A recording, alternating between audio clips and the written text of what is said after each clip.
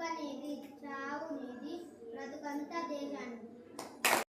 అక్షర రూపం దాల్చిన ఒక్క సిరా చుక్క లక్ష మెదళ్లకు కదలిక. అన్యాయాన్ని ఎదిరించేవాడే నాకు ఆరాధ్యుడు. మన భాష మన గౌరవం. భాష ఉంటే సంస్కృతి బతుకుతుంది.